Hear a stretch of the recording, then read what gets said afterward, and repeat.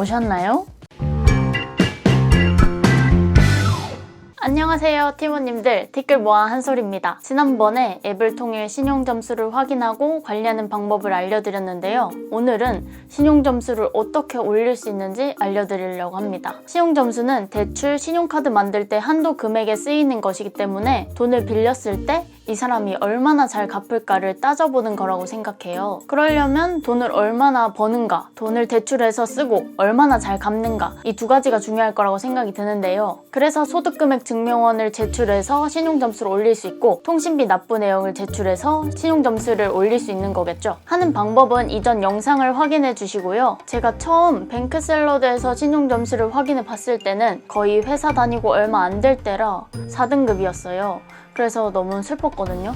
근데 회사 다닌 것도 지금 한 9개월 정도니까 어느 정도 돼서 그런지 신용점수 올리기를 통해 3등급으로 올렸고 2등급까지는 27점밖에 안 남았습니다. 생각보다 올해 안에 75점이 올랐으니까 뭔가 시간이 지날수록 꼼꼼하게 잘 관리하면 1등급도 충분하지 않을까 생각이 듭니다. 그래서 저는 토스로도 올려보고 카카오뱅크로도 올려보았는데요. 제가 휴대폰을 바꾸면서 통신비를 제가 부담했어요. 10월에 드디어 납부한 지 6개월이 돼서 한 9월쯤에 5개월째는 신용등급 올리겠을 때 얼마가 올라갈까 궁금해서 해봤더니 2점이 올랐더라고요.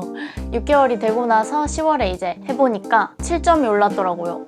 좀 실망하셨죠? 저도 좀 실망했는데 이전보다는 많이 올라서 오울했던 그런 경험이었습니다. 그런데 789점이었다가 864점이 됐는데 이렇게 75점이 오른 게 제 생각에는 소득금액 증명원이나 연금 납부 내역 때문인 것 같아요. 일단 꾸준히 연금을 내고 있으니까 어느 정도 이 사람이 돈을 버는구나 하고 신용평가 회사에서 평가를 한 거죠. 그래서 제가 올린 방법은 소득금액 증명원이랑 여러 가지 제출한 것이고요. 통신비 내역도 한 6개월 정도 되었을 때 한번 제출하고 계속해서 제출할 생각입니다. 그렇다면 금융감독원에서 알려주는 신용점수 관리 방법을 알려드릴게요. 금감원에서 낸 이북 실생활에 유용한 금융 꿀팁에서 발췌한 내용입니다. 소액이라도 절대 연체하지 않기. 어쩌면 신용점수는 올리기보다 유지하는 게 더 어려울지 몰라요. 특히 연체 정보는 신용등급 평가에서 가장 악영향을 미치는 행동이기 때문에 조심해야 합니다. 신용카드보다는 체크카드 사용하기. 금감원에서는 오히려 체크카드를 사용하라고 말합니다.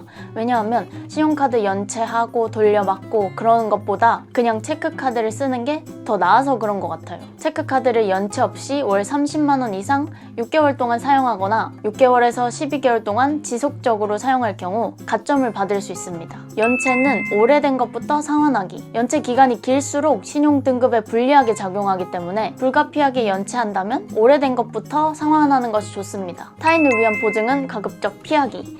채무자가 연체를 하지 않더라도 보증인의 신용등급이 하락할 수 있으니 가급적 피하는 것이 좋아요. 신용평가 가점제 적극 활용하기. 제가 이 방법으로 아까 신용점수를 올렸다고 말씀드렸죠. 통신요금이나 국민연금, 건강보험료, 도시가스, 수도요금 등을 6개월 이상 납부한 실적을 제출하면 가점을 받을 수 있고요. 성실 납부 기간인 6개월에서 24개월, 이 기간이 길수록 가점 폭이 확대되거나 가점 받는 기간이 늘어나므로 꾸준히 납부 실적을 제출하는 것이 좋습니다. 지난번 영상에서 말씀드린 것처럼 앱으로도 되게 쉽게 제출할 수 있으니까 그렇게 제출하면 좋을 것 같아요. 신용등급의 긍정적 반영 요소는 첫 번째로 대출금 상환 이력이 있습니다. 대출금을 연체하지 않고 성실하게 상환한 정보는 부채 상환 능력을 인정받게 돼서 긍정적으로 반영된다고 해요. 두 번째로 신용카드 사용 금액 및 기간. 적정한 금액을 신용카드나 체크카드 포함해서 신용카드로 결제하고 연체 없이 상환하면 긍정적 정보로 반영됩니다. 다만 연체는 금물이에요.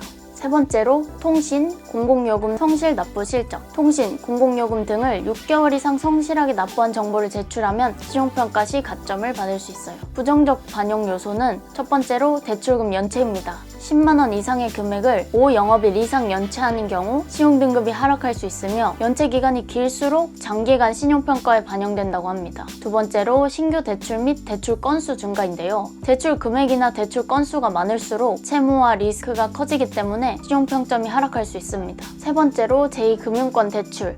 상대적으로 금리가 높은 대부업체나 제2금융권에서 대출을 받으면 상환해야 할 이자 부담이 증가해서 연체할 확률이 높아지기 때문에 은행 대출에 비해서는 신용평점이 더 많이 하락할 수 있습니다. 네 번째로 과도한 현금 서비스 이용이 있는데요. 현금 서비스, 단기 카드 대출을 일정 기간 동안 일정 금액 이상 이용하게 되면 부채의 증가로 보아 신용평점이 하락할 수 있습니다. 결국에는 대출을 하더라도 여러 개 하면 안 되고 정도껏 해서 연체 없이 잘 갚으라는 것 같습니다. 신용등급을 올리기 위해 신용카드를 사용해야 한다거나 그렇진 않은 것 같아요. 그리고 등급을 올리기 위해서 괜히 대출을 받을 필요도 없고요. 그래서 저는 웬만하면 대출도 안 받고 신용카드 사용도 안 하면서 잘 관리해서 1등급까지 올리는 게 제 목표입니다. 성실하게 납부해서 제 능력을 보여주려고요. 제가 1등급이 되면 그때 알려드리도록 할게요. 오늘은 여기까지고요. 보러 와주셔서 고맙습니다. 감사합니다.